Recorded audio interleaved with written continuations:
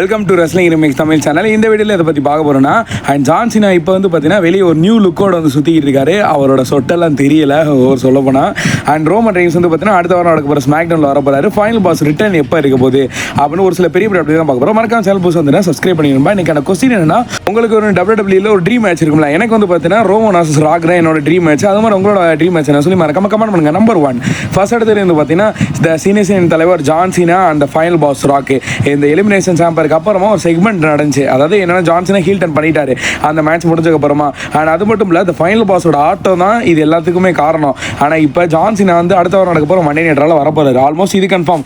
இப்போ இதில் மெயினாக இதை செஸ் காயினை நகட்டி வைக்கிற ஒரு பிளேயர் இருக்கார் பார்த்தீங்களா, அவர் எப்போ வர போறாரு. இதுக்கு மெயினாக ஹெட் வந்து பார்த்தீங்கன்னா ஃபைனல் பாஸ் தான். டிரைவர்ஸ் கார்டு கருவாயன் எப்படி இருந்தாலுமே வந்து வந்துருவான். ஜான் சீனா கூட வரப்போறான்ற மாதிரி ஒரு ரூமர்ஸ் போகுது. அண்ட் அது மட்டும் இல்லை இது இப்போ இந்த ஃபைனல் பாஸ் எப்போ வருவாருன்னு கேட்டிங்கன்னா, ரெசல்மேனியாவோட கிக் ஆஃப் ஷோவில் வந்து ஃபைனல் பாஸ் வந்து வருவார் அப்படின்ற மாதிரி இப்போதைக்கு வந்து சொல்கிறாங்க. அங்கே என்ன நடக்குதோ அதுக்கப்புறம் தான் வந்து பார்த்தீங்கன்னா அந்த மண்டே நைட்ரால வராரா ஸ்மாக் டவுனில் வராரா என்னன்ட்டு அடுத்து வந்து நம்ம வந்து பார்க்க போகிறோம். அண்ட் இப்போதைக்கு ரெசல்மேனியா கிக் ஆஃப் ஷோவில் ராக் வந்து ஆல்மோஸ்ட் வந்து கன்ஃபார்மாக வந்துடுவார் மாதிரி சொல்கிறாங்க. ஏன்னா அங்கே இவர் தான் இது எல்லாத்தையுமே ஆட்டி வைக்கிறது.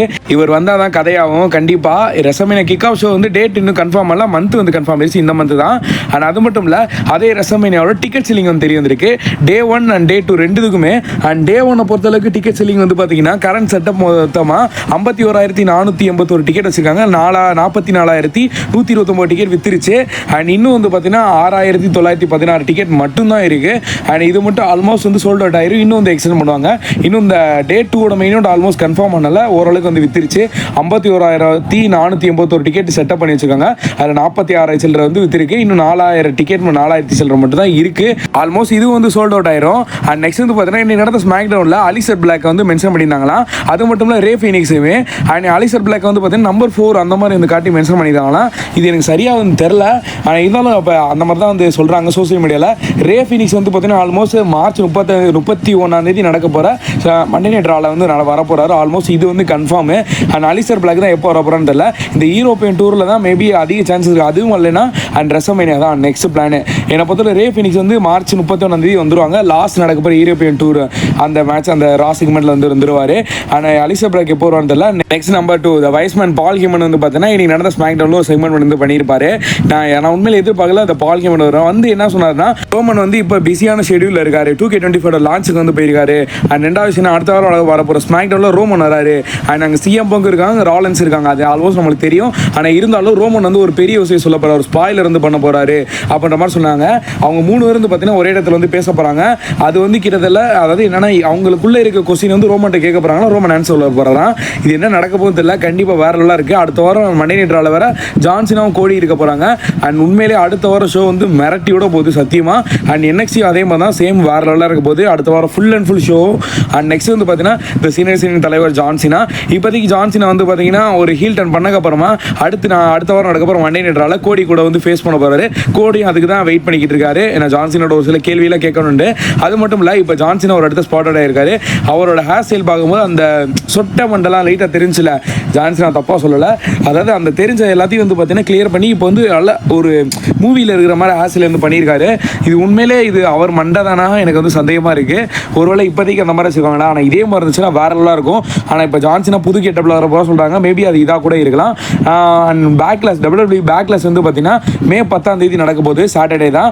ஆனால் அது மட்டும் இல்லை. ஆனால் அந்த பேக்லாஸ் ஷோவில் அடுத்து ஒரு ட்விஸ்ட் வச்சிருக்காங்க. அந்த பேக்லாஸ் ஷோவில் யாராக இருக்க போகிறோன்னா சீனியர் தலைவர் ஜான் சீனா வந்து ஆல்மோஸ்ட் இருக்க போகிறதா அஃபிஷியலாக வந்து கன்ஃபார்ம் பண்ணிட்டாங்க. என்னடா அது எனக்கு வந்து ஒன்றுமே புரியலை. ரெசல்மேனியாக்கு அப்புறமா ஜான் சீனா அடுத்தடுத்து சம்மர்ஸ்லாம் வரைக்கும் ஷெடியூல் இருக்குது.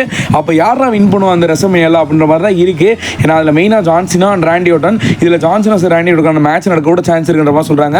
Undisputed champion match. இதில் கோடி செத்து and Jey Uso Bianca Belair IYO SKY Rhea Ripley Gunther Jacob Fatu Liv Morgan இவங்க எல்லாரும் இருக்காங்க. ஆனால் மெயினாக ஜான் சீனாவை தான் மென்ஷன் பண்ணியிருக்காங்க.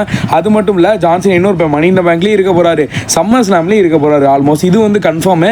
ஏன்னா இதில் வந்து மேட்ச் பண்ணுறவங்க கண்டிப்பாக வந்து ஜான் சீனா வந்து மேட்ச் பண்ணுவார். ஒருவேளை ஒருவேளை ரெசல்மேனியாவில் வின் பண்ணிட்டாருன்னு வச்சுக்கோங்களேன், அடுத்துங்க பாருங்கள் எத்தனை பேப்பர் ஜூன் வரைக்கும் வந்து பார்த்தீங்கன்னா அந்த ஜூன் வரைக்கும் கிட்டத்தட்ட மணி இன் தி பேங்க் பேப்பர் வரைக்கும் அவர் வந்து அப்படியே வந்து ஃபுல் டைமராக இருக்கார். அண்ட் இது முடிஞ்சதுக்கப்புறம் வந்து பார்த்தீங்கன்னா கண்டிப்பாக ஒரு பெரிய இம்பாக்ட் தான் கிரியேட் பண்ணது ரெசல்மேனியா முடிஞ்சதுக்கப்புறமா. அதில் கண்டிப்பாக ஜான்சினா சாம்பியன் ஆகிட்டாருன்னா சம்மர் ஸ்லாம் வரைக்கும் ஜான்சினா அதே அன்டிஸ்பியூட்டட் சாம்பியனாக தான் இருப்பார். ஆனால் அப்புறம் கோடியோட கதை நான் சும்மாவே கோடி வந்து ஹேட் பண்ணுறாங்க. ஆனால் இப்போ வந்து கோடி அங்கே நம்ம ஃபேன்ஸ் தான் ஒருத்தளவு கோடி வந்து திட்டுறாங்க. அங்கெல்லாம் வந்து கோடி வந்து தன்னை அன்டிஸ்பியூட்டட் சாம்பியன் வந்து ஏற்றுக்கிட்டாங்க. அது மட்டும் இல்லை, இங்கே வந்து ரோமன் ஃபேன்ஸ் எல்லாரும் தான் கோடி வந்து ஹெட் பண்ணுறீங்க தவிர மித்தபடி வேறு அதாவது அதர் ஃபேன்ஸ் எல்லாம் வந்து கோடி ஹெட் பண்ணுறது கிடையாது உண்மையிலே. அண்ட் கோடி வந்து நல்ல சாம்பியன் தான். ஆனால் இருந்தாலும் ஜான்சினா வின் பண்ணிட்டாருன்னா அடுத்து கோடியோட நிலைமை என்னவும் தெரியல. ஐ ஹோப் இந்த வீடியோ பிடிச்சிருச்சுன்னா லைக் பண்ணி நம்ம சேனல் சப்ஸ்கிரைப் பண்ணி வாசியும். தேங்க் வாட்சிங். வேறு சூப்பர் ஸ்டார் பற்றி அப்டேட்னா மறக்காமல் கமெண்ட் பண்ணுங்கள். தேங்க்யூ.